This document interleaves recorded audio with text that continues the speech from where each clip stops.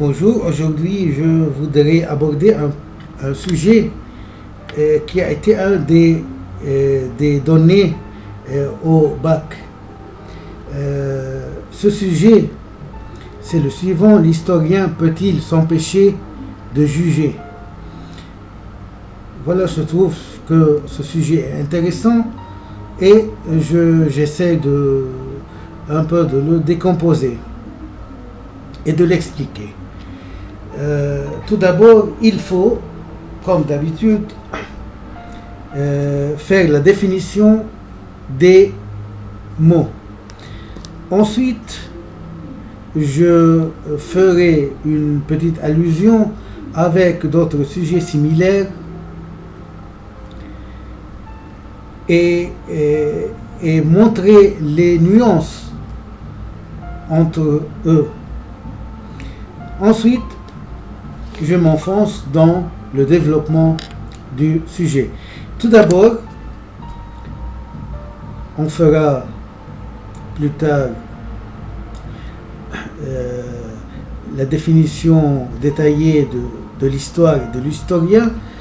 Et l'historien peut-il, que veut dire peut-il? Peut-il, c'est-à-dire, ça signifie une possibilité. Est-ce qu'il est possible?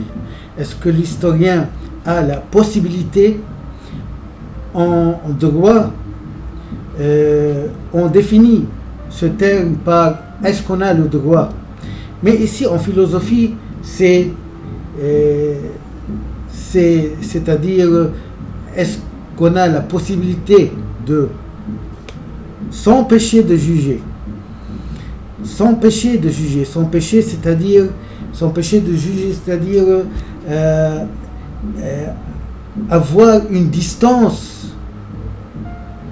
au jugement, c'est-à-dire s'abstenir de juger, ne pas juger. Est-ce qu'on a la possibilité? Est-ce qu'on peut ne pas juger? Est-ce qu'on peut s'abstenir de ne pas juger?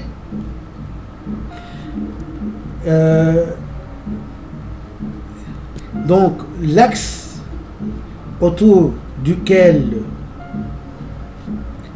tourne ce sujet, c'est est-ce qu'on peut s'empêcher de juger?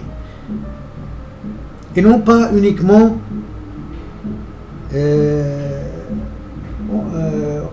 on ne doit pas faire, c'est-à-dire on ne doit pas faire le sujet sur le jugement. Qu'est-ce que le jugement? Il faut juger? Non. Tout d'abord, est-ce qu'on peut ne pas s'empêcher? Il y a d'autres sujets similaires. Par exemple, l'historien doit-il juger? Le rôle de l'historien est-il de juger? Dans ce sujet, dans ce dernier sujet, l'historien, le rôle de l'historien est-il de juger?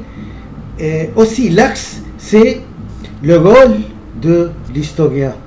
C'est-à-dire, on doit se concentrer sur le rôle de l'historien, non pas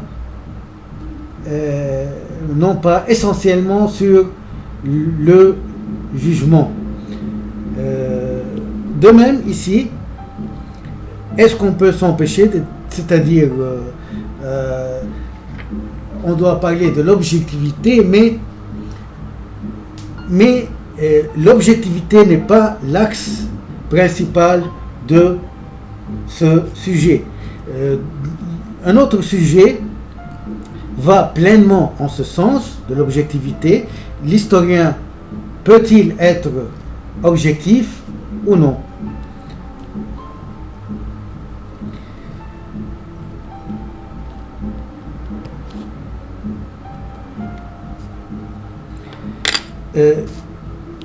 Tout d'abord, on doit faire une introduction sur l'histoire et l'historien. Qu'est-ce que l'histoire et qu'est-ce que l'historien? L'histoire est une série d'événements au passé que l'historien doit revivre ou doit recréer ou doit personnifier ou doit faire renaître. L'histoire est une chose essentielle à notre futur, c'est-à-dire comprendre le passé est essentiel pour faire face au futur.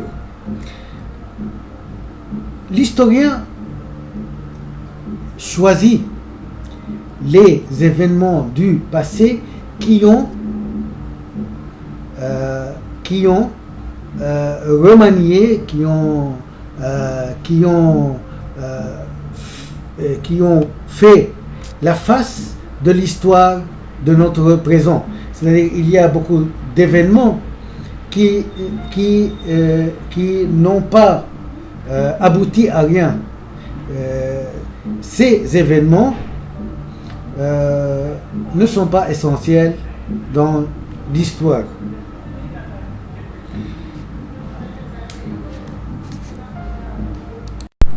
Donc, on rencontre dans des dictionnaires, dans des explications philosophiques que, au fait, l'histoire est une action passée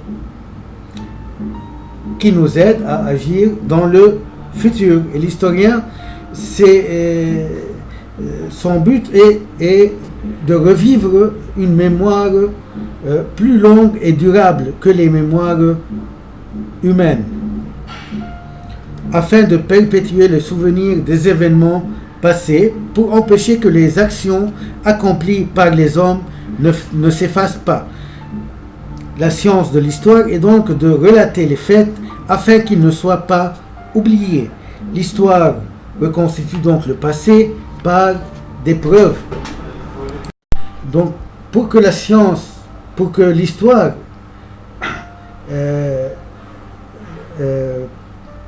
puisse être reconnue comme science, il faut que l'historien avance des preuves pour ses hypothèses.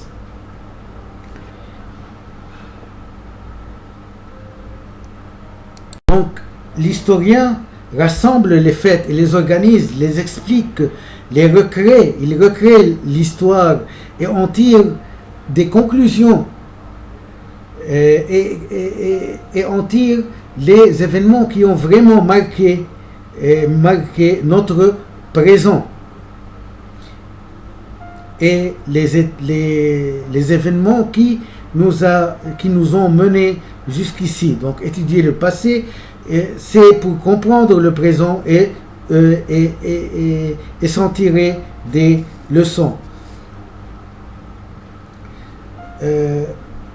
L'historien aussi doit, en recréant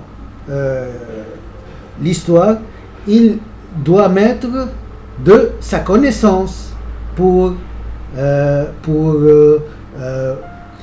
faire les liens entre les événements, pour donner des causes et des raisons de ce qui s'est passé. L'historien donc est aussi lié à sa connaissance culturelle collective, à sa connaissance sociale.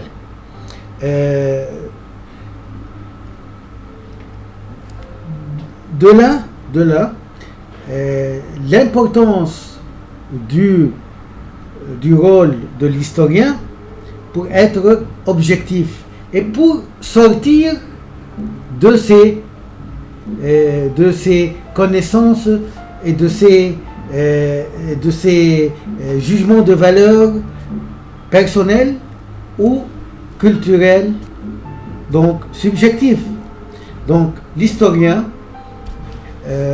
peut être subjectif, mais aussi la question qui se pose, est-ce qu'il peut donner une synthèse objective sans toutes ces connaissances que nous jugeons subjectif, l'historien, c'est lui qui écrit l'histoire. On a toujours parlé des vainqueurs qui écrivent l'histoire. L'historien est comme ces gens-là.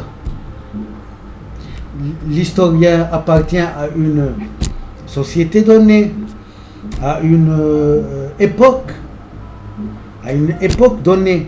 Donc, au fait, lorsqu'on lit l'histoire, on lit à la fin les historiens.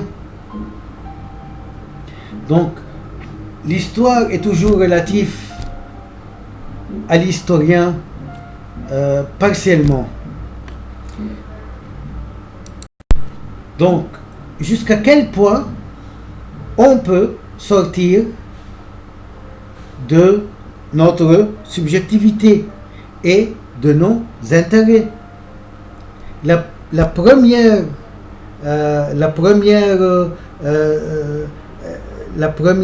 banalité, la première mauvaise chose de l'historien est d'être une personne qui a des intérêts. On n'écrit pas parfois l'histoire comme ça pour écrire. On écrit par un but. Et même en écrivant et en partant d'un point de vue objectif, durant notre explication, on peut être subjectif. Parce que vous voyez, l'histoire est descriptive et subjectif. Quand on décrit, c'est une personne qui décrit. Aristote disait, l'art, c'est de procréer ou de recopier la nature par nos sentiments sur un tableau, sur une œuvre littéraire. De même, l'historien, quand il crée l'histoire, il peut mettre quelque chose de lui-même, il peut avancer des jugements de valeur, il peut mettre quelque chose de son goût dans les événements, et il peut falsifier les faits, il peut changer les hypothèses. S'il est par exemple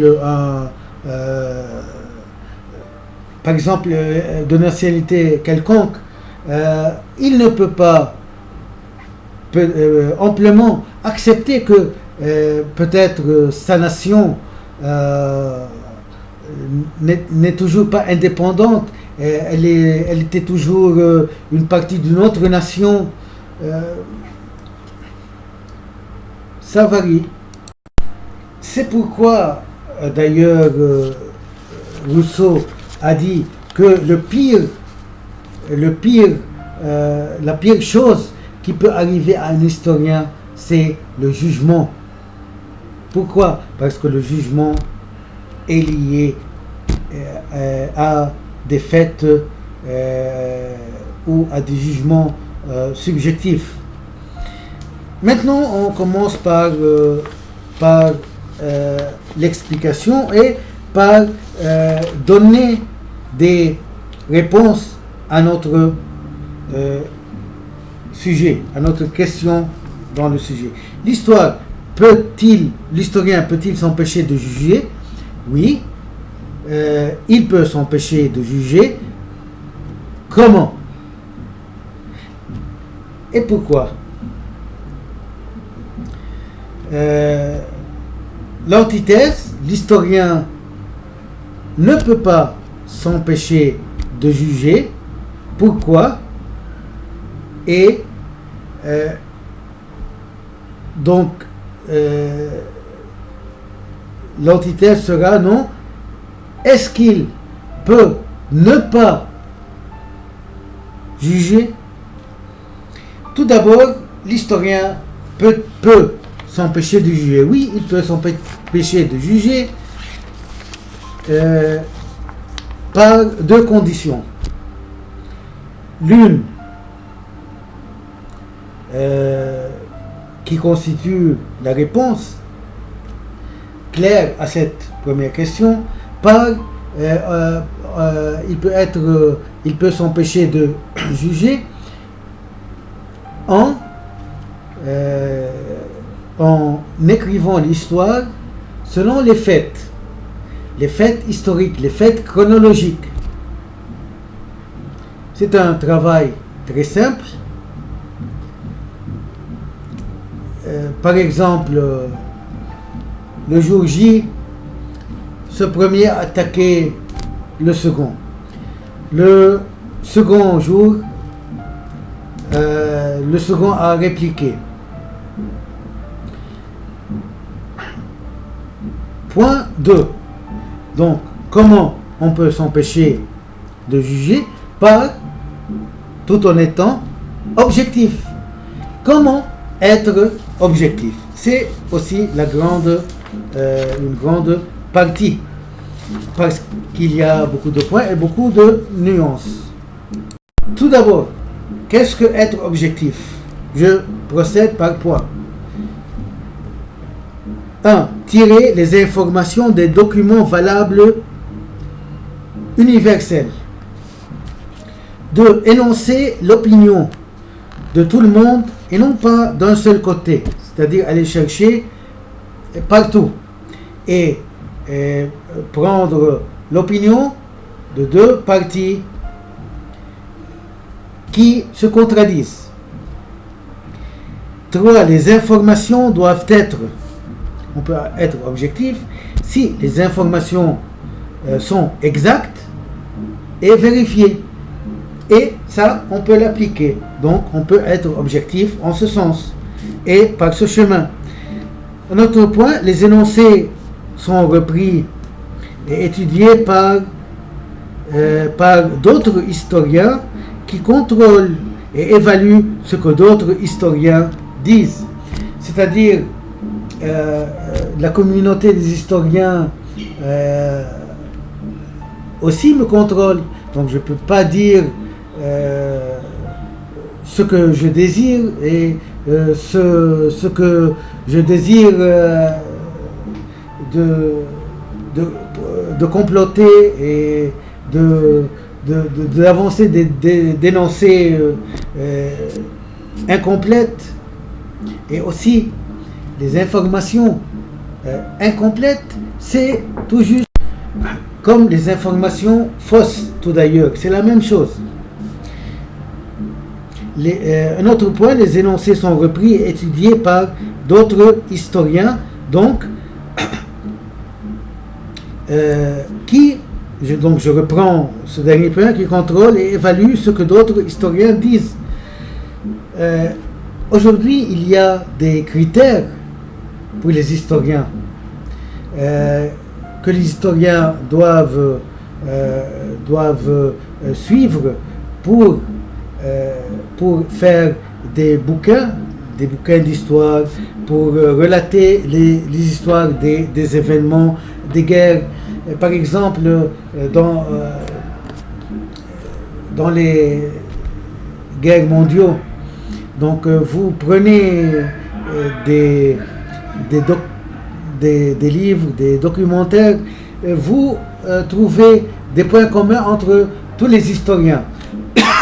Comment elles ont commencé et qui était derrière les premiers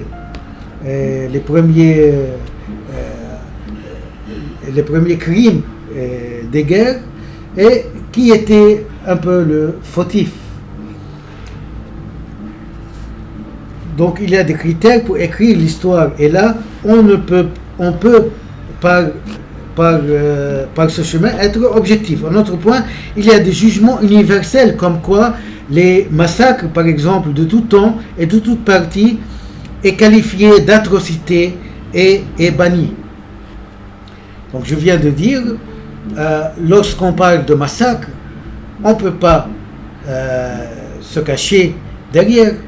Et on ne peut pas cacher aussi les fautifs derrière. Parfois on fait un débat. Par exemple, par exemple, quand on parle du massacre arménien, les Arméniens disent que les Turcs les ont massacrés. Les Turcs disent que non, ce sont des victimes de guerre, de famine, comme tout le monde, comme les Turcs, comme les autres. Mais en principe, il y a des massacres qu'on ne peut pas ne pas qualifier d'atrocité. Par exemple, la Shoah. Et encore, certains disent que les Shoah n'ont pas été à ce point d'atrocité, mais de toute façon, tous ces massacres sont atroces. Et tous les massacres, bien que les Turcs les renoncent, ils ne peuvent pas les nier. De même que le nazisme.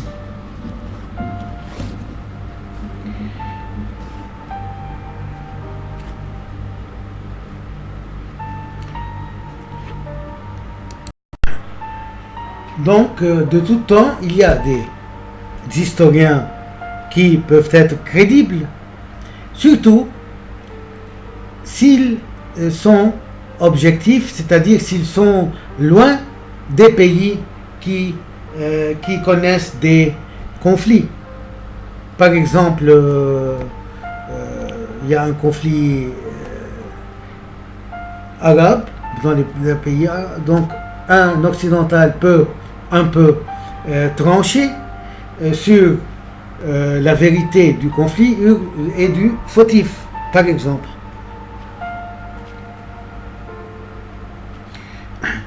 Donc, c'est pourquoi un grand historien disait: l'historien doit être d'aucun pays. Il ne doit pas être d'aucun pays. Donc il faut conserver les événements tels qu'ils sont pour les générations futures. Un autre point, il peut être objectif à deux conditions: la fidélité des ressources et l'exactitude des documents. Donc, il doit être fidèle aux ressources, nommer ses ressources et ses documents, avancer des nombres, des chiffres, mais aussi il faut être complet. Il ne faut pas être partiel, parce que la vérité est complète. Si on donne une partie de la vérité, c'est comme on ment dans l'histoire. On peut dire par exemple l'ennemi a tué dans notre clan 15 personnes, ça c'est une vérité. Mais on peut aussi cacher l'autre partie de la vérité,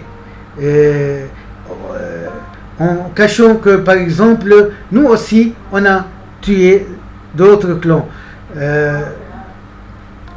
Ça sera de la falsification de l'histoire. Si je suis par exemple libanais, je serai intransigeant quant aux hypothèses historiques qui disaient que le Liban était une partie de la Syrie. Je dirais par exemple non, le Liban était toujours indépendant, et je peux avancer des preuves qui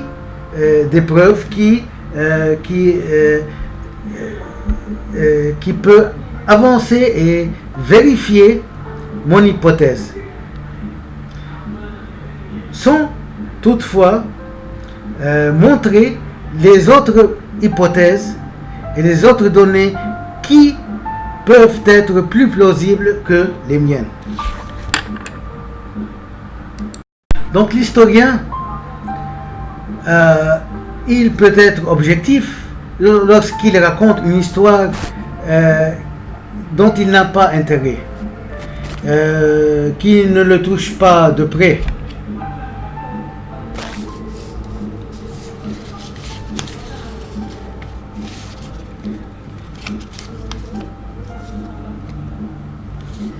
Donc, récapitulons l'objectivité. Donc, dans l'objectivité, l'historien est en fait celui qui restitue l'histoire et le passé en allant chercher des sources fiables. Deux conditions donc pour être objectif, en ce sens, avoir des ressources suffisantes et les interpréter, c'est-à-dire interpréter ces ressources d'une bonne façon. Les informations doivent être conformes à la réalité, c'est-à-dire ce qui est contraire totalement au subjectivisme, qui n'est pas conforme à la réalité. Donc la science, si on doit faire une science de l'histoire, elle doit être conforme à la réalité. L'historien ne doit être d'aucun temps, donc d'aucun pays, donc il doit conserver les événements tels quels. Je peux à la rigueur parler d'un moment d'esclavage, de génocide, sans ajouter des états d'âme, c'est-à-dire comme elles étaient perpétuées, comme elles l'étaient. Il doit être neutre et il peut l'être. L'historien doit être neutre et sans état d'âme. Maintenant, on attaque la seconde partie du sujet, du problème. Est-ce qu'on peut ne pas est-ce qu'on ne peut pas s'empêcher de juger? Tout d'abord pour deux raisons. Parce qu'on est subjectif, et deuxièmement, c'est très important, on ne peut pas ne pas s'empêcher de juger. Lorsqu'on fait l'histoire, on doit juger. On ne peut pas se satisfaire, se contenter de relater des faits. Le premier qui fait le premier coup peut ne pas être le fautif. Par exemple, la Seconde Guerre mondiale et la férocité que l'Allemagne a fait paraître, le nazisme, les Shoah, mais parfois on peut expliquer ça comme conséquence à l'humiliation que l'Allemagne a subie durant la fin de la Première Guerre mondiale dans le traité de Versailles. On lui a forcé de payer beaucoup de monnaie pour compensation et aussi on lui a détaché beaucoup de son territoire.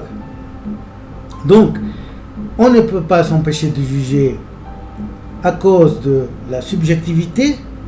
On va expliquer qu'est-ce qu'il y a dans la subjectivité. Plusieurs éléments influent dans l'histoire.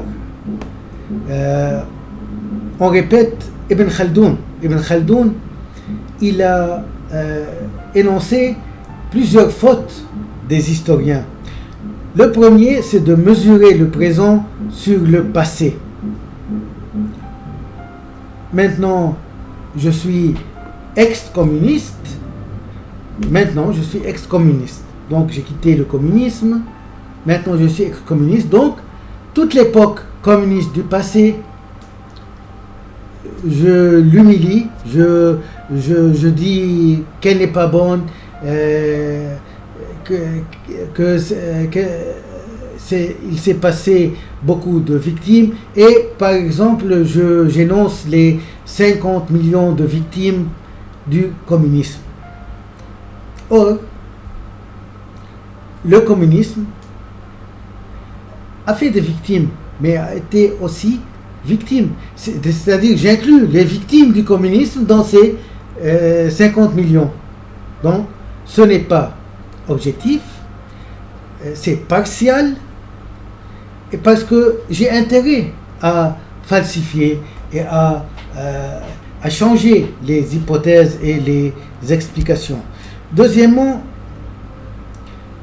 l'appartenance à une communauté ou à une culture collective ou à une classe sociale. Je suis capitaliste,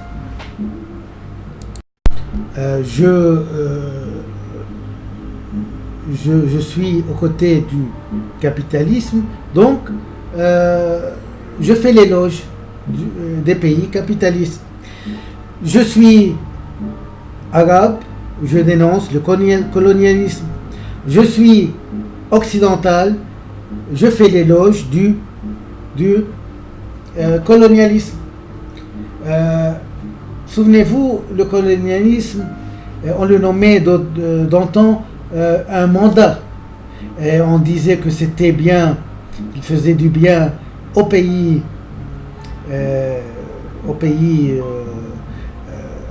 arabe ou africain. Maintenant, on dénonce toute cette époque. Si je suis de gauche ou de droite, je vois autrement les événements. Je peux tomber sur des documents qui font mal à ma nation, donc je peux les jeter dans la poubelle. Je ne les énonce pas.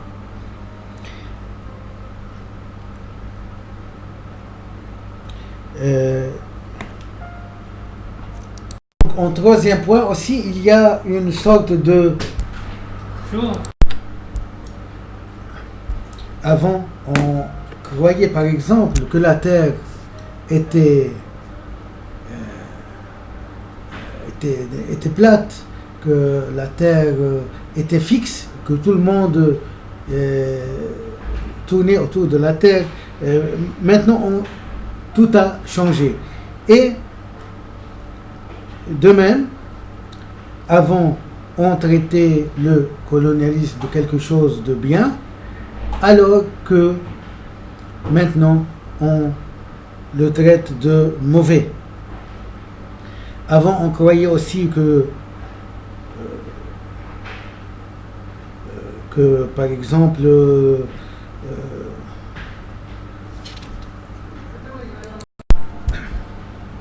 que c'est la volonté de Dieu qui manie le mouvement de l'histoire. Maintenant, non. Un autre point, l'homme est sélectif. L'historien peut relater des documents qui sont contre le communisme, par exemple, et oublier les documents qui parlent de la bonté du communisme, et vice-versa. On peut falsifier des vérités. On parle de ces 50 millions on englobe dans ce chiffre tout ce qui a rapport au communisme et tout ce qui n'a pas rapport aussi au communisme. On peut traiter Staline de héros national, et on peut le traiter de criminel.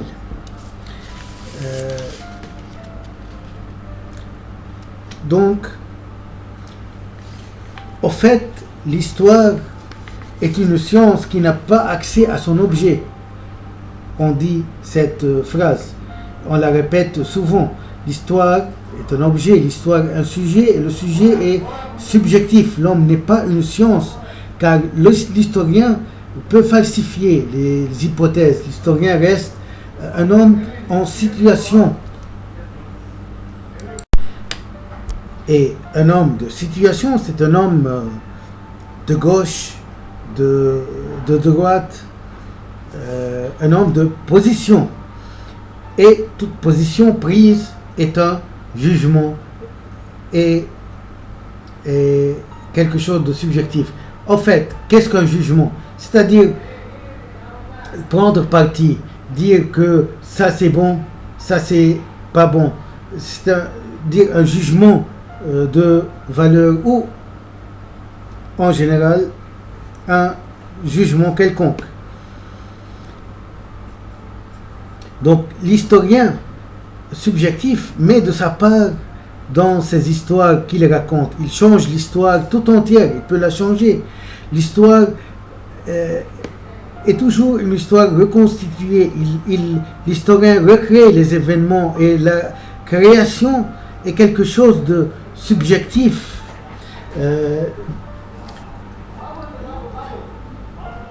L'histoire, ainsi dit,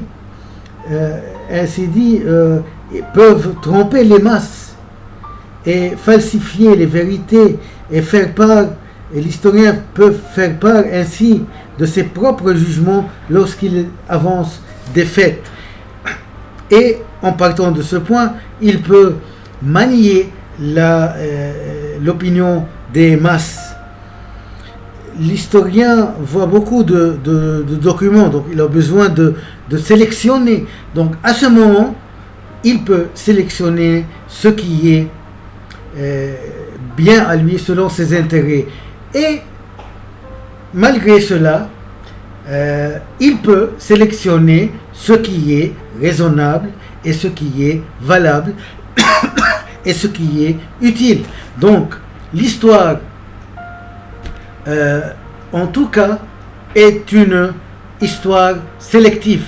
L'historien doit sélectionner des milliers de documents qui se trouvent. D'antan, comment on faisait l'histoire? Lorsqu'on entend quelqu'un qui a vécu là-bas, il vous a dit, moi j'étais là-bas et j'ai vu le premier coup. Qui a tenu le premier coup, qui a fait éclater le premier obus, par exemple.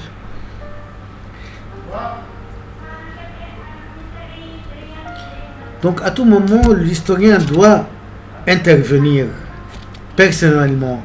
Il intervient ou objectivement ou subjectivement.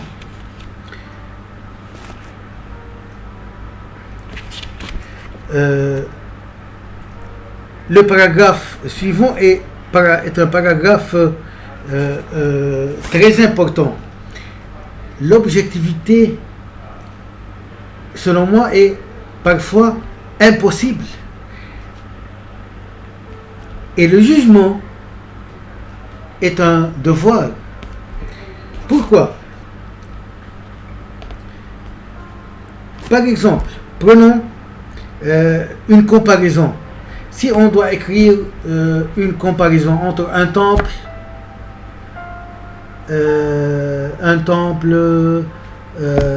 hindou et une église, et si on doit les comparer par leur grandeur,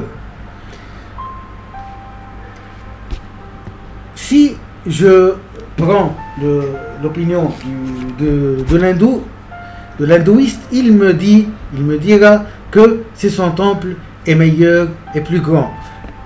Un chrétien, il dira la même chose. Pour moi, parfois, je ne peux pas trancher, je ne peux pas juger, car chacun dira ce qu'il pense, et je ne peux pas imposer mes opinions. Ici, je suis en présence de plusieurs opinions que je ne peux pas poser comme principe et comme vérité générale et finale. Et ce n'est pas à moi de juger, ce n'est pas à moi de dire qui a raison, qui n'a pas raison. Car chacun considère sa culture comme la meilleure. La neutralité implique de mettre au même niveau tous les événements et les grandes œuvres et actions, ce qui est impossible. Si je suis neutre, si je vous dis, moi je suis neutre, donc vous me direz, d'accord, si vous êtes neutre, vous devez traiter la Seconde Guerre mondiale et lui donner la même importance que un petit accident qui s'est produit dans ton quartier. Eh bien, c'est impossible. Être neutre ne dit pas que je dois traiter tous les événements de la même manière ou du même niveau. Pourtant, la neutralité demande ça. Si vous êtes neutre, en principe, en définition, vous devez mettre tout au même niveau, tout à la même table. Or, en histoire et en vérité, on ne peut pas faire ça et on ne doit pas faire ça. Donc, on ne peut pas ne pas juger. J'explique. Kant dit il y a des jugements momentanés reconnus, c'est-à-dire la Révolution française, la chute du mur de Berlin, après Kant, certes, mais moi j'essaie de mettre tout dans le même plat. La Révolution française, la chute du mur de Berlin, ces événements ne peuvent pas être séparés des jugements de valeur. Ces événements sont momentanément reconnus grands, de valeur énorme. Ces événements ont été flattés, même à leur moment. On n'a pas attendu après des siècles pour les mettre en valeur. Vous voyez certains événements, certains chefs à leur temps présent, c'est-à-dire au passé, ils n'étaient pas bien flattés, ils étaient persécutés, on les a mis en relief, on leur a donné leur véritable valeur plus tard. Mais ce genre d'événements comme la Révolution française, la chute du mur de Berlin, peut-être l'écroulement du communisme, tous ces événements ont connu leur valeur à leur temps, juste à leur temps. Et on les a reconnus, on a fait des jugements de valeur et on n'a pas pu les bannir à leur moment. Tout le monde les a appuyés, tout le monde les a pris comme exemple pour les événements qui viennent. Il faut juger quand il s'agit, deuxième point, il faut juger quand il s'agit de faits à valeur universelle à l'intérieur de la culture donnée. C'est une règle donnée aussi, je crois, par Kant ou par Montesquieu, je crois. Donc il faut juger quand il s'agit de faits à valeur universelle à l'intérieur de la culture donnée. Donc il faut juger on ne peut pas s'abstenir de juger et on ne doit pas s'abstenir de juger lorsqu'il s'agit de valeurs universelles à l'intérieur de la culture donnée. Donc, dans une culture pacifique qui valorise la paix, on peut tout juste qualifier les massacres d'atroces. Par exemple, les hindous ont des grands monuments. Donc, grande ici, le mot grand, c'est une valeur universelle reconnue à l'intérieur de la culture hindouiste.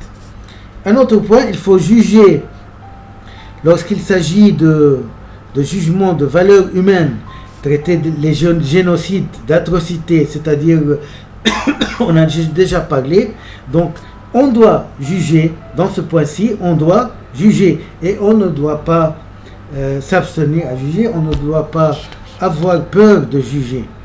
En parlant de l'esclavage, on ne peut pas et on ne doit pas être loin des jugements de valeur. Il faut, dans ces questions-là, avoir des états d'âme.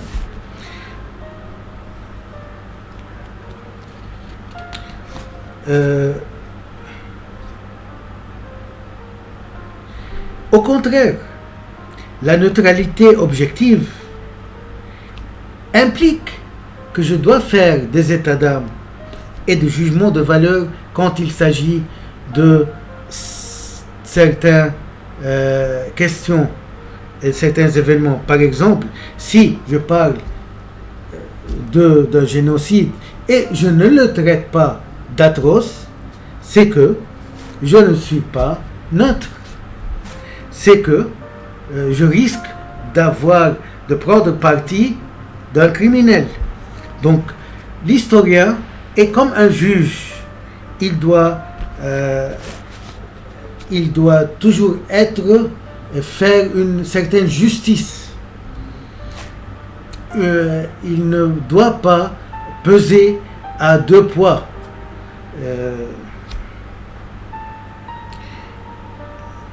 Par exemple, aussi, l'historien, il arrive à un moment donné où il doit affronter les actions des autres, les événements. Il ne doit pas être loin, il ne doit pas s'éloigner de ces faits. Il doit les affronter et les traiter et les expliquer et d'en tirer les conclusions. Ensuite, en chroniquant les faits, on ne peut pas, c'est très important, on ne peut pas en déduire la vérité. Celui qui donne le premier coup, ce n'est pas nécessairement le fautif, car il peut y avoir des causes précédentes engendrant cet acte.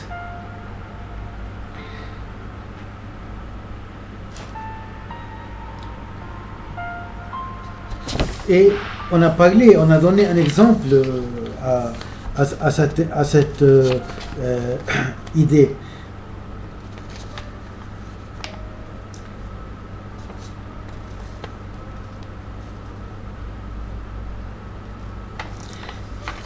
Tout cela parce que, selon les philosophes, l'histoire doit aussi expliquer et non pas seulement énoncer des événements chronologiques. L'historien doit